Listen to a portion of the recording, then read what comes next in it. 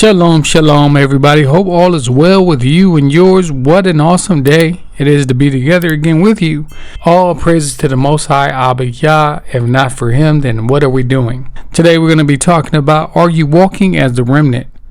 So we're going to be looking at some scripture. And as I mentioned before in previous episodes, I believe the Most High is doing something different with Yasharel. We have broken through a threshold. We have went through a new gate. And now it's next level time. Today we're going to be discussing and asking the question, are you the remnant? But of course, before you can answer that question, we want to know, what is the remnant and who are the remnant? The remnant has certain gifts and are truly set apart, Kodesh, a special Segula. And so we're going to look at the remnant. It is written in the word that we should examine ourselves daily to see if we are even of the faith. So we're going to be discussing that right now. The season of trying to convince people of who we are, those days are past us. And so now the Most High Abba Yah is taking us into something different. He is taking us to a higher place. He gave instructions to Noah. He gave instructions to Moses. And of course, he gave us instructions through his son. So starting off in the book of Malachi, chapter 2, verses 10 through 12. And it reads, have we not all one Father? Have not Eloah created us? Why do we deal treacherously, every man against his brother, by profaning the covenant of our fathers?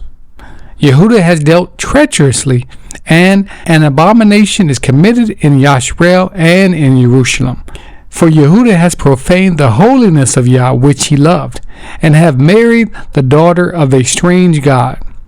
Yah will cut off the man that does this, the master and the scholar, out of the tabernacles of Yaakov, and him that offer an offering unto Yah of hosts. So we find two things here. We find brother against brother, every man against his brother, it says here, and also profaning the covenant of our fathers. We talk about the covenant that we have with the Most High. We almost wear that as a badge of honor. But the Ruach HaKodesh is saying that, do you truly understand this covenant and what it means? Here we see that our ancestors were hating and fighting with their brothers and in not keeping the covenant of our fathers. Okay, Yehudah was dealing very treacherously. The word used here in the English is treacherously. That's a strong word, to the degree of even marrying and having married the daughter of a strange god. And so these are the things that was going on. And of course, Abba Yah does not want us returning to this. Now, the problem is that we still see this going on in Yasharel. You still see the fighting with one another. You still see the blatant disregard for the covenant that we have when it comes to loving our brother. Yehudah was treacherous and even becoming a friend with the world, marrying the daughter of a strange god, it says here. Okay, becoming friends with the world. These things were going on, and the Most High is saying no to that. Okay, so looking at the book of Leviticus, chapter 19, verse 17, it reads, you shall not hate your brother in your heart, and shall in any wise rebuke your neighbor, and not allow sin upon him. And you shall not avenge, nor bear any grudge against the children of your people, but you shall love your neighbor as yourself. I am Yah. Of course, we find this commandment of Yah in the law. This is in the law. And the Most High is being very clear here. He's telling us, look, you shall not hate your brother. But if anything, what you should be doing is you should be correcting him when you see that he is in error of his ways. He's missing the mark. He is in sin. Okay, is what it says here, right? He's in the transgression of what? Transgression of the Most High's word, the covenant. It says you should not avenge. Don't even avenge. All right. And what do? We see that going on amongst those who claim to be Yasharel. All right. Now, if you don't know any better, and there are many of us who don't, that's a different story. We're talking about those who do know better, but yet we see these same things going on. It says, nor bear any grudge. We see this going on with our people even to this day. There's fighting amongst each other. The division is real, but wait a minute. It says right here in the word, you shall love your neighbor as yourself. I am Yah. But let's move on to the book of Deuteronomy, chapter 28, verse 54, and it reads this.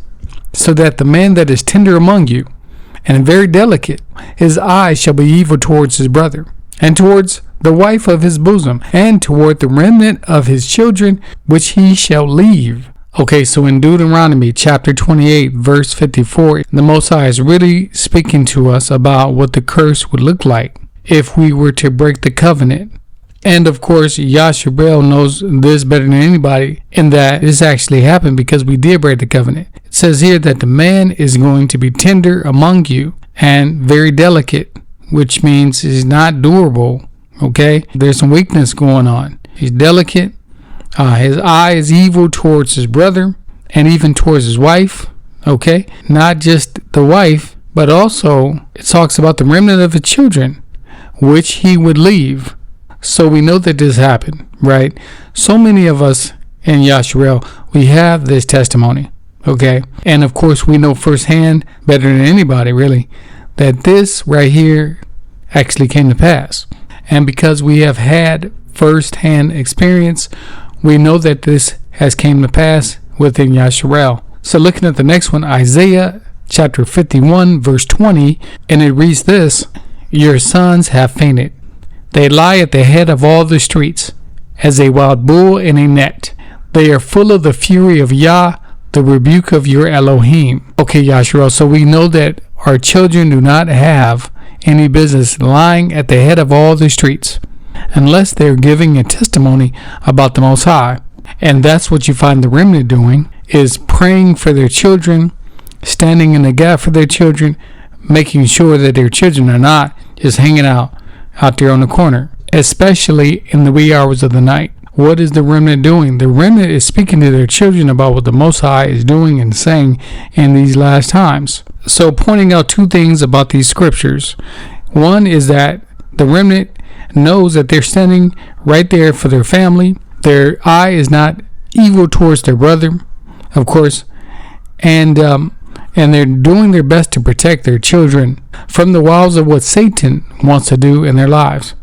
But understanding that we are in a covenant and it does not end, because the Most High said that this covenant is perpetual, it's everlasting. So the remnant understands that the covenant is real and that it is active.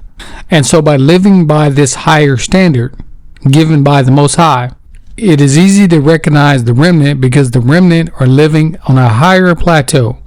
And when you see that, you can't help but recognize how Abba Yah is moving special in that person's life. Exodus 34:7. It reads, keeping mercy for thousands, forgiving iniquity and transgression and sin, and that will by no means clear the guilty, visiting the iniquity of the fathers upon the children and upon the children's children unto the third and the fourth generation. So we serve a Most High that is good. Our Abba Yah is good. Okay? It's just that somebody says, what does he do? He keeps mercy for thousands. Now we know it's more than that, but he keeps mercy. All right? And then he forgives the iniquities and the transgression and the sin. But watch this. He will by no means clear the guilty. We want to be blameless. We don't want to be guilty. Okay? The remnant are blameless. They're not guilty. Visiting the iniquities of the fathers and the children's and their children's children. My goodness. To the third and fourth generation. This is who we serve. Yes, he's good. Yes, he's merciful, loving, and kind, and all those good things. But you better act like you know that he is no joke. All right? He comes down with judgment, with wrath. And you don't want to be on that side. He says, by no means will he clear the guilty. And of course, the remnant knows this. That's why the threshold has been broken. We have went through a gate. Okay? This is a different place that we're in. The Most High is doing something different with us. The Ruach HaKodesh is moving in us, filling us. We are being led by the Most High. And of course, something awesome comes out of that. We'll talk about that in a minute.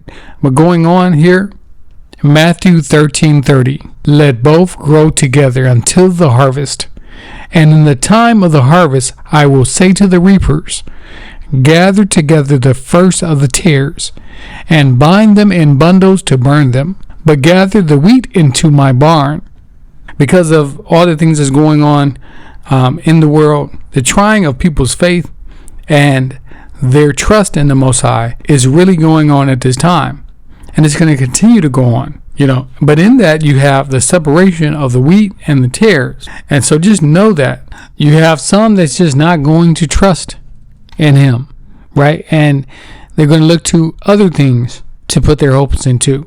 More than ever before, we have the trust in the Most High Abba Yah, because things are looking more and more gloomy in the world. It is not just partly cloudy anymore, but the remnant are still rejoicing. The remnant are rejoicing because the Most High is good, and his barakah is new every morning. Galatians 5:19-23 reads, "Now the works of the flesh are manifest, which are these: adultery, fornication, uncleanliness, lasciviousness, idolatry, witchcraft, hatred, variance, emulations, wrath, strife, seditions, heresies, envyings, murdering, drunkenness, revellings, and such like, of which I tell you before, as I have told you in times past, that they that do such things will not inherit the kingdom of Yah. But the fruits of the Ruach is love, joy, peace, long-suffering, gentleness, goodness, faith, meekness, temperance. Against such there is no law." So the works of the flesh is not something that's found in the remnant.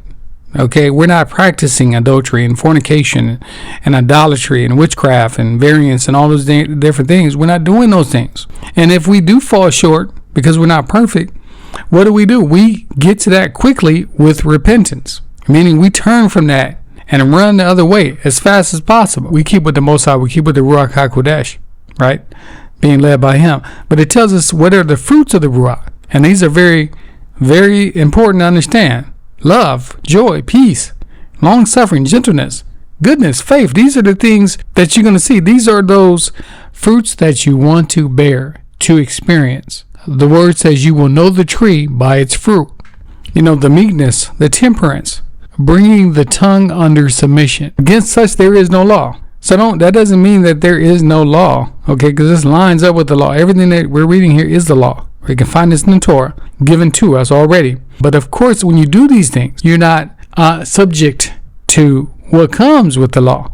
The word says that sin is the transgression of the law. The Apostle Paul mentions that we wouldn't even know what sin was if not for the law, okay? And we know that what sin brings, not good, right? It ultimately brings death. Reading from the book of Micah, chapter 6, verse 8, and it reads, "He has showed you, O man, what is good, and what does Yah require of you, but to do justly, and to love mercy, and to walk humbly with your Elohim." Because he has showed us what is good, now he requires that of his family. The remnant understands this. This is not about religion. This is about a lifestyle. The way the Most High wants you to live your life. If you call yourself a child of the Most High, to walk humbly with the Most High. Humbleness. Go figure that. Showing mercy because you want mercy. As the Messiah said on the Mount, "Blessed are the merciful, for they will be shown mercy." Matthew 24:12 reads, "And because iniquity shall abound, the love of many shall wax cold." But reading down to 13, it reads, "But he that will endure unto the end, the same will be saved. And this is the Besorah of the kingdom shall preach in all the world for a witness unto all the nations. And then the end will come." It is a great thing that we are in this awakening. But if you're not moving according to the word of the Most High and how he wants you to live, remembering our ancestors, having this repentant heart, crying out to the Most High, letting him know, we are no longer there. You have a choice to make in that regards. However, the remnant has already done it and are still doing it as we are coming into this realization that we have again went through a new threshold. We have went through a new gate. We are on a higher level and we are moving in these things that the Most High has told us to move in. So no longer will people ask, well, who are those people? They'll just know. Who is the God that they serve? They'll just know based on the way that we carry ourselves. So I pray that that ministered to you today and that you got something out of that. And as always, family, enjoy the rest of your day. Enjoy yourself in the Most High. Enjoy your loved ones, those around you. Don't let anybody steal your joy. And as always, shalom, shalom. Family, thank you for tuning into the channel. If you got anything out of this topic, please don't forget to subscribe, like, and share as we continue to spread the truth. It definitely helps us to grow the channel. May the Most High bless you. And as always, shalom, shalom.